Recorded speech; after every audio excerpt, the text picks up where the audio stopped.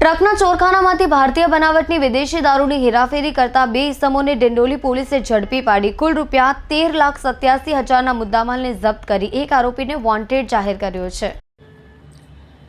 સુરત શહેરના in charge police commissioner વાબક ઝામીરે શહેર વિસ્તારમાં પ્રોહિબિશનની પ્રવૃત્તિ નેસ્ત નાબૂદ કરવા માટે આપેલ સૂચના અન્વયે ડિંડોલી પીઆઈ આરજે ચુડાસમા તથા પીએસઆઈ LH મસાણી, એએસઆઈ DR બથવાર સહિતના સર્વેલન્સના પોલીસ માણસોને સાથે રાખી ડિંડોલી વિસ્તારમાં પેટ્રોલિંગમાં હતા। તે દરમિયાન પીઆઈ આરજે ચુડાસમાને ખાનગી રાહે ચોક્કસ બાતમી હકીકત મળી કે એક લાલ મરૂન કલરનો ટાટા કંપનીનો ટ્રક જેનો રજિસ્ટ્રેશન નંબર GJ5AT1240માં મોટી માત્રામાં ઇંગ્લિશ દારૂનો જથ્થો ભરીને કડોદરાથી ડિંડોલી કેનાલ રોડ ઉપર મધુરમ સર્કલ નાકા પોઈન્ટ પાસેથી નીકળનાર છે।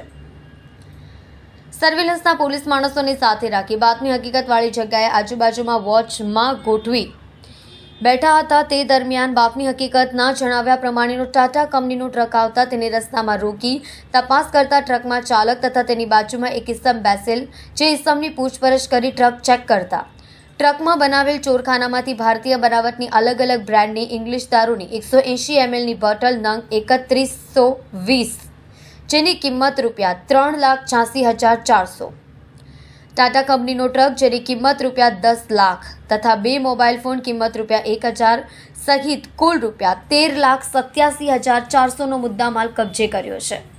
આ ઇંગ્લિશ દારૂના જથ્થા બાબતે પૂછપરછ કરતા ટ્રક ચાલક નરેન્દ્ર નાગપુરે જણાવ્યું કે આ દારૂનો જથ્થો રાજુભાઈ, જેનું પૂરું નામ સરનામું ખબર નથી, એ ટ્રકના ચોરખાનામાં ભરાવી આપ્યો હતો। તેમજ આ દારૂનો જથ્થો સુરતમાં કોને આપવાનો છે તે સુરત પહોંચ્યા પછી ફોનથી જણાવશે તેમ જણાવ્યું છે। જેથી ટ્રક ચાલક નરેન્દ્ર દત્તાત્રેય અજય ઉર્ફે લંગડો ઠાકોરભાઈ ગામિતની અટક કરી ઇંગ્લિશ દારૂનો જથ્થો મોકલનાર રાજુભાઈને વોન્ટેડ જાહેર કરી આગળની કાર્યવાહી હાથ ધરી છે।